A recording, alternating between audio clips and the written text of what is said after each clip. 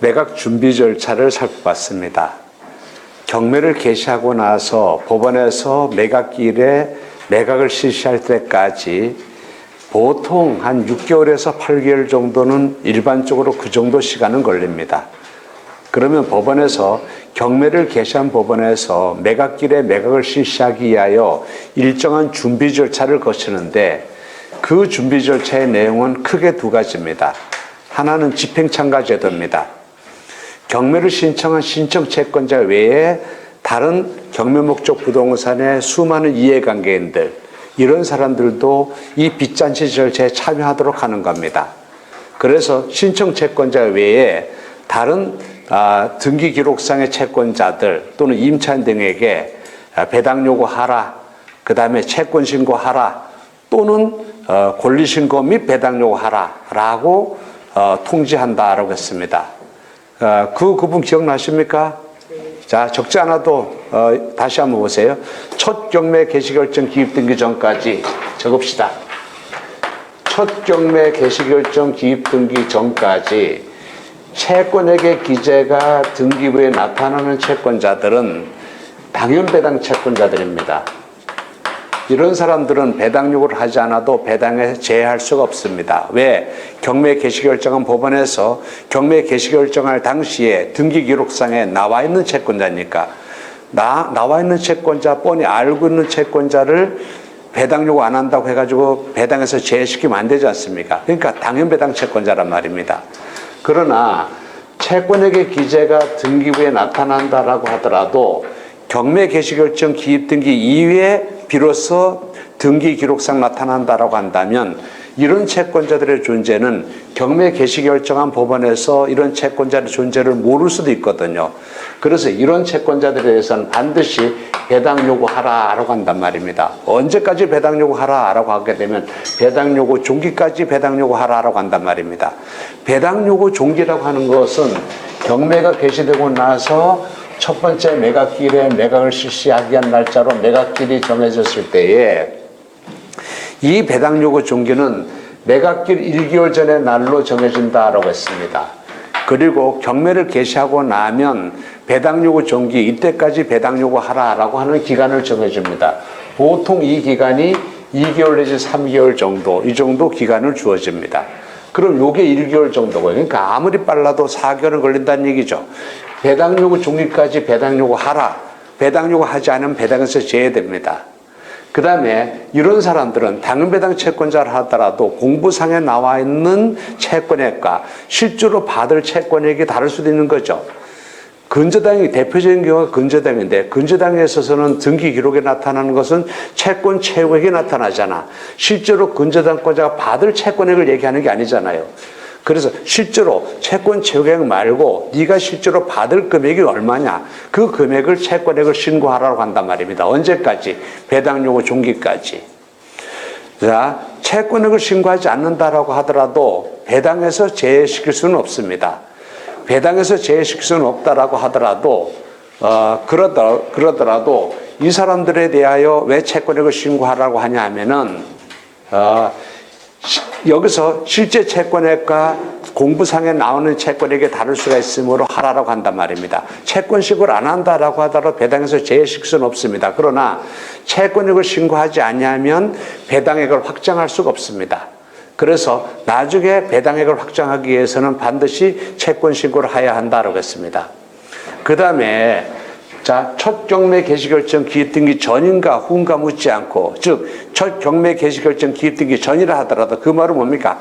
경매가 개시되기 전이라 하더라도 여기서 나타나고 있는 채권자가 여기서 등기 기록상 나타나지 않는 채권자일 때, 등기 기록상 나타나지 않는 채권자 대표적인 사람이 누굽니까? 세입자죠. 임차인이란 말입니다. 임차인들은 안 나타난단 말입니다. 임차인들은 어떻게 되는가? 임차인들은 자, 여기서 배당 요구 종기까지 나는 이 주택에, 경매로 나온 이 주택에 나는 임차인이다 라고 임차인으로서 권리신고하고 그 다음에 배당 요구해야 한다고 했습니다. 그래서 집행참가제도의 이해관계들을 보게 되면 배당 요구를 해야 되는 채권자들, 배당 요구를 하지 않아도 되지만 여기서 여기 배당 요구 전까지 채권액을 신고해야 되는 채권자들, 이런 사람들.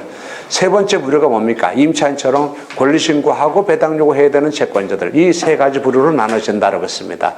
그래서 경매 매각 기일 전에 법원에서는 이런 채권자들도 배당에 참가해서 빚잔치 절차에 참여해서 모두 자기 채권에 만족받을 수 있도록 참가하는 제도를 두고 있다라고 했습니다. 이게 집행참가제도입니다.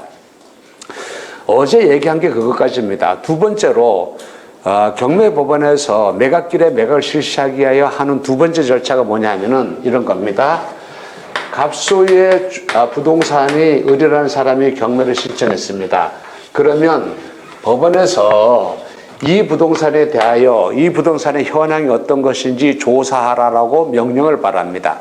집행관으로 하여금 이 부동산의 현황과 점유관계를 조사하라라고 명령을 바랍니다. 그러면 그 집행관이 현장에 가가지고 그 부동산의 현황과 점유관계를 조사하여 현황조사 보고서라고 하는 것을 법원에 제출합니다.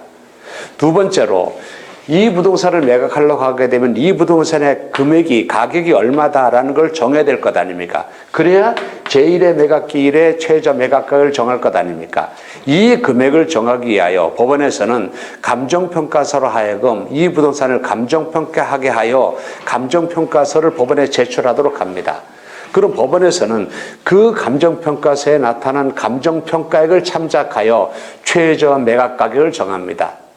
자, 매각을 실시하기 위해 준비하는 절차 두 번째 감정평가입니다. 그 다음에 법원에서는 집행관이 작성해서 보고한 현황조사 보고서와 감정평가사가 작성해서 보고한 감정평가서, 그 외에 등기기록, 대장상의 기록, 또 토지용계 확인서, 공시지가 확인원, 각종 이해관계들이 법원에 대해서 신청, 신고한 내용, 이런 것들을 모두 종합적으로 고려하여 최종적으로 경매로 나온 이 물건의 최종적인 법률관계와 사실관계는 이런 것이다 라고 하는 것을 한 장의 서류로 만들어서 최종적인 결론적인 서류로서 만들어서 이를 매수 희망자들이 열람할 수 있도록 이를 열람을 위하여 비치하는데, 이 최종적인 법원의 판단 자료, 이것이 바로 매각 물건 명세서입니다. 그래서 이 세 개 서류들, 현황조사서, 감정평가서, 매각 물건 명세서, 실무상 이거를요, 법률상 표현은 아닙니다. 실무상 이거를요, 법원 3대 서류다라고 얘기하거든요. 이 법원 3대 서류들은 적어도 매각길 일주일 전부터는 열람을 위하여 비치해야 한다라는 얘기입니다. 오늘은 두 번째 절차, 법원에서 구체적으로 매각을 실시하기 위하여 현황조사하고 감정평가하여 최저 매각가를 정하고 매각 물건 명세서를 작성해서 열람을 위하여 비치하는 것, 이 부분을 살펴보도록 할 겁니다. 그리고 마지막 시간에는 구체적으로 이런 자료들을 어떻게 분석할 것인가, 구체적인 실전 사례를 보고 이것을 우리가 공부하는 시간을 갖도록 하겠습니다. 먼저 경매법원의 매각 준비와 관련해서 첫 번째 현황조사입니다. 자, 경매로 어떤 부동산에 경매로 나와서 이 부동산에 대하여 법원에서 경매를 개시하고 나면 경매 개시 결정 등기가 되었습니다라는 통지를 받으면 그 통지를 등기소로부터 받은 날로부터 3일 내로 소속 집행관으로 하여금 현황 조사하라고 명령을 바랍니다. 집행관은 과거에 집달리라고 했었죠. 집행관이 가가지고 현황을 조사한단 말입니다. 현황을 조사하는데 현황을 조사한다. 왜 조사해야 되냐면 이런 겁니다. 지금 공부상으로는 2층 건물이야. 실제로 현장에 가보니까 이게 한 층 더 증축해서 3층 건물일 수 있어. 그럴 수 있겠죠? 또 공부상으로는 한 필지 토지와 한 동의 건물인데 가보니까 미등기 건물로서 한 동이 더 있어. 반대로 공부상으로는 한 필지 토지와 한 필지 토지와 두 동의 건물인데 가보니까 한 동의 건물이 멸실되고 없어. 이처럼 공부상의 표시와 실제의 부동산의 현황이 일치하지 않을 수가 있다는 얘기입니다. 공부상으로는 이게 지목이 전으로 되어 있는데 실제로 가보니까 여기에 건물이 져져 있어. 그럼 실제로 이게 현황은 대지가 될 수 있고 현황은 창고용지나 아니면 이 공장용지로 될 수 있단 말입니다. 공부상으로는 토지가 이렇게 되는데 이만큼이 도로로 편입되어 있어. 또는 공부상으로 이런 토지인데 이만큼은 옆집에서 이만큼은 불법 점거하고 있어. 이런 식으로 공부상의 표시와 실제 부동산의 현황이 일치하지 않을 수가 있단 말입니다. 그래서 집행관으로 하여금 부동산의 현황이 실제로 공부상의 표시와 일치하는가 안 하는가 이것을 조사하라라고 해서 이것을 조사해서 법원에다가 보고하라라고 한단 말입니다. 이것을 뭐라고 하는가? 현황조사라고 한단 말입니다. 또 현황조사 보고서에는 또 뭐를 조사하냐면 점유관계를 조사하라고 한단 말입니다. 점유관계, 누가 점유하고 있는가. 예컨대 이 집이라고 한다면 그럼 이렇게 될 수 있겠죠. 점유관계가 빈집으로 있을 수가 있고 누가 살고 있는 집일 수도 있고, 누가 살고 있다고 한다면 채무자인 소유자가 점유할 수도 있고, 아니면 나그네가 점유할 수도 있고, 나그네가 점유하고 있다고 한다면 이 사람은 등기된 전세권자일 수도 있고, 아니면 등기된 전세권자는 아니지만 임차인으로서 세입자일 수도 있고, 임차인이라고 한다면 주택임차보호법에서 정하고 있는 보호요건을 갖춘 임차인일 수도 있고 아니 갖춘 임차인일 수도 있고, 갖춘 임차인이라고 한다면 언제 어느 때 어떻게 갖췄는가라는 것 달라지겠죠. 그런 부분들을 조사하여 보고서를 내라고 한단 말입니다. 부동산의 현황과 점유관계를 조사한다라는 말이 그런 얘기입니다. 자, 교재 볼까요? 461페이지 보게 되면 현황조사 명령 있죠? 자, 이렇게 조사하라라고 명령을 바란단 말입니다. 그러면 이 명령을 받은 집행관은 자, 여기서 현황조사 보고서를 법원에다가 낸다라는 얘기입니다. 거기 현황조사할 때 조사해야 될 내용 제가 금방 얘기했습니다. 462페이지 반거로 2번에 보고 있습니까? 여기서 현황 및 점유관계의 주요 내용으로서는 신구 건물 사이의 동일성 여부, 제시의 건물, 건축 중인 건물이나 건조물에 존재하는가, 부화물 종물에 관한 것들, 현황 농지에 해당되는가 등등 이런 것들을 조사하여 법원에 보고한다는 얘기입니다. 양식을 보시기 바랍니다. 463페이지에 보게 되면 이게 표지입니다. 현황조사 보고서의 표지. 그 다음 보세요. 그 다음 464페이지에 보게 되면 내용이 있죠. 내용이 첫 번째 보면 어떻습니까? 부동산의 현황, 그렇죠?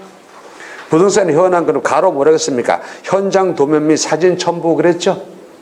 이 말이 무슨 의미냐면 이런 거예요. 전에는 현황조사하라고 명령을 받으면 집행관이 현황조사를 하면 현장에 가야 되겠죠. 현장에 안 가고도 그냥 책상 못지 앉아서 끄적끄적 해가지고 냈단 말입니다. 그럼 어떻게 되는 겁니까? 형식만의 조사가 되는 거죠. 부실한 조사가 되겠죠. 그래서 그런 거 하지 못하도록 하기 위하여 반드시 현황조사 보고서에는 도면과 사진을 첨부하라고 명령을 받는단 말입니다. 그럼 사진을 첨부하려고 하게 되면 가가 사진 찍어야 되겠죠. 현장에 필수적으로 가게 하기 위하여 도면과 사진을 첨부하라고 한단 말입니다. 그 다음에 그 내용 보시기 바랍니다. 두 번째 보게 되면 부동산의 점유관계 있죠. 누가 점유하고 있는가, 소유자가 점유 사용하는가, 나그네가 점유 사용하는가 이런 것들을 이걸 조사하라고 한단 말입니다. 그런데 점유관계와 관련해 가지고 자, 이게 만약에 아파트라고 한다면 뻔하죠. 아파트라고 한다면 자, 빈집일 수도 있고 누가 살고 있을 수도 있고, 살고 있다고 한다면 소유자가 살고 있을 수도 있고 나그네가 살 수도 있고, 그렇죠, 그죠? 자, 세입자가 있다고 한다면 자, 한 세대잖아. 아파트에 안방에는 2세대가 건너방에 2세대가 이렇게 살진 않잖아요. 주택과는 달리. 그래서 간단하단 말입니다. 그런데 이게 만약에 아파트가 아니라 주택이다라고 한다면, 더군다나 다가구 주택이다라고 한다면 여기에 세입자가 여러 명일 수도 있죠.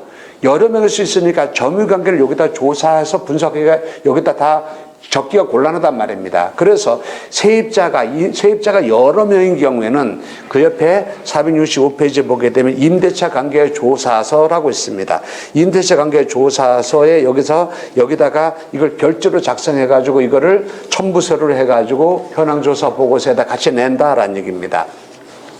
여기 보게 되면 번호가 1, 2, 3 이렇게 돼 있죠. 만약에 세입자가 만약에 7명이다 그러면 어떻습니까? 그 다음에 1, 2, 3 말고 그 다음에 4, 5, 6, 7 이렇게 들어가겠죠. 그래서 여기서 용도, 임차인은 누구고, 뭐 확정일자 받았냐, 주민등록 전입신고 했냐, 이것을 모두 조사한다라는 얘기입니다. 그래서 현황조사하고 나면 현황조사한 내용을 기준으로 하여 임차인에게 통지한다라고 했습니다. 자, 보세요. 어느 주택에 이게 경매로 나왔습니다. 그럼 이렇게 될 수 있겠죠. 의뢰라는 사람이 근저당을 설정한 사람이 있습니다. 이게 말소 기준 권리라고 합시다. 여기에 보게 되면 이 집에 현황조사를 하라라고 가게 되면 집행관이 이 집에 현황 조사하러 가기 전에 뭐부터 하냐면은 이 주택이 소지하고 있는 관할 주민센터 동사무소 간단 말입니다. 동사무소 가가지고 이 집에 이 집원에 주민등록 전입신고한 사람이 누가 있는가라고 하는 것을 조사한단 말입니다. 그럼 여기서 주민등록 전입신고를 한 사람이 A, B, C, D가 있단 말입니다. 그럼 가가지고 A 어디 사십니까? B 어디 사십니까? 만나면 어떻게 되는 겁니까? 당신은 여기에 새 살고 있는 임차인 맞습니까? 혹시 무상거주하는 건 아닙니까? 진정한 임차인입니까? 보증금 얼마입니까? 월차임 얼마입니까? 또 여기서 언제 전입신고했습니까? 확정일자는 받았습니까? 언제 받았습니까? 얼마입니까? 이런 것들을 조사한다라는 얘기입니다. 그러면 조사하러 가는데 이런 일이 발생하겠죠. A라는 사람은 가가지고 집행관이 현장에서 만났어. B라는 사람은 못 만났어. 못 만났는데 여기 만약에 B라는 사람은 맞벌이 부부야. 맞벌이 부부는 여기 집행관이 가서 못 만났을 거 아닙니까? 그러면 이 사람을 현황 조사하기 위하여 그러면 집행관이 이 사람들이 맞벌이 부부니까 저녁 8시, 9시에 퇴근한다고 합시다. 그때 퇴근할 때까지 계단에 쭈그려 이렇게 앉았다가 나중에 오게 되면 안녕하십니까? 이 호수에 살고 있는 사람입니까? 저 어느 법원의 집행관입니다. 현황 조사자 들렸습니다. 그렇게 해가지고 이거 현황조사 보고서를 작성할까요? 그렇게 할 수 없는 거지. 못 만날 수도 있잖아. 못 만날 수 있으면 어떻게 됩니까? 요 문에다가 여기다가 안내문 하나 붙여놓습니다. 어느 집행관인데 현황조사차 왔다가 방문했으나 만나지 못하여 여기다 안내문 붙이고 갑니다. 그리고 갔다 왔다는 표시를 해야 되겠지. 갔다 왔던 표시를 해야 되니까 거기다가 이렇게 붙여놔놓고 거기다 사진 찰칵 찍어가지고 현황조사 보고서에 갔는데 만나지 못했다고 간단 말입니다. 현황조사 보고서는 이게 아예 의례적으로 이렇게 문구가 나옵니다. 수회 방문하였으나 점유자를 만나지 못하여 이렇게 합니다. 수회는 무슨 수회야? 한 번 가놓고도 그냥 수회 방문하여서 그렇게 한단 말입니다. 그 이 사람 만나지 못한 사람이 있겠죠? 전입신고를 했는데 만나지 못한 사람입니다. 얘는 뭡니까? 전입신고를 했는데 만난 사람입니다. 얘는 만나지 못한 사람이고. 또 가보게 되면 이럴 수도 있겠죠. 이 사람은 여기서 해가지고 여기 살고 주민등록 전입신고 됐는데 실제로 안 살아. 과거에 살다 이사 갔는데 주민등록만 여기 돼 있는 사람이 있어. 또는요, 애들 여기다 학교를 좋은 학교 보내려고 여기서 해가지고 학군 배출 좋은 거 받으려고 여기다가 주민등록 옮겨놓은 사람도 있겠죠, 불법적으로. 그런 사람도 있겠죠. 실제로 안 사는 사람이 있을 것 아닙니까? 주민등록 전입신고를 했는데도 안 사는 사람이 있을 것 아닙니까? 또 반대로 주민등록 전입신고 된 사람 요건데 가보니까 여기서 E도 있고 F도 있고 그래. 당신들 뭡니까? 라고 하니까 주민등록 전입신고를 안 했어. 안 했다라고 해도 여기 새 사는 사람이 있을 수 있겠지. 이 사람은 등기된 전세권자야. 전세권 등기된 사람이라면 적법한 세입자 아닙니까? 이 사람은 전입신고도 안 하고 전세권 등기도 한 사람도 아니야. 근데 실제로 여기 살고 있어. 그런 사람도 있겠죠? 보호요건을 갖추지 못했는데 살고 있는 사람도 있을 것 아닙니까? 그래서 이런 사람들에 대하여 모두 조사한단 말입니다. 모두 조사하여 집행관이 가가지고 모두 조사하여 법원에다가 현황조사 보고를 하게 되면 보통 현황조사하라고 하게 되는 경우에 법원에서 이 부동산에 대하여 경매 개시결정 등기가 되었습니다라는 통지를 등기소로부터 받으면 실무상 3일 내로 집행관에게 현황조사하라고 명령을 받는단 말입니다. 그 명령을 받은 집행관은 실무상 보름 내에 여기서 현황조사 보고서를 작성하여 법원에 제출한단 말입니다. 그러면 보세요. 그러면 아까 뭐라고 했습니까? 여기 세입자들이 있다고 한다면 전입신고가 되어 있고 집행관이 가서 만난 사람, 전입신고는 되어 있는데 실제로 사는데 못 만난 사람, 전입신고만 되어 있고 실제로 안 사는 사람, 또는 여기서 전입신고나 전세권 등기를 하지 않았는데도 불구하고 실제로 사는 사람, 이런 사람이 있을 것 아닙니까? 이런 사람들 모두에게 통지서를 다 보낸단 말입니다. 뭐라고 통지를 보내는가? 어제 얘기했죠? 당신들이 살고 있는 이 집이 경매가 개시되었습니다. 매각 대상으로 되었습니다. 당신들이 진정한 임차인이라고 한다면, 진정한 세입자라고 한다면 배당 요구 종기까지 나는 권리자로서 임차인입니다라고 권리신고하고 그때까지 배당 요구하라. 그러면 보증금을 순위에 따라서 우선 면제 받도록 해주겠다라고 한단 말입니다. 그 임차인에 대한 통지가 기본이 뭐냐면 여기서 집행관의 현황조사를 기초로 하여 임차인에 대한 통지가 이루어진다라는 얘기입니다. 자, 그런 정도로 이해하면 됩니다.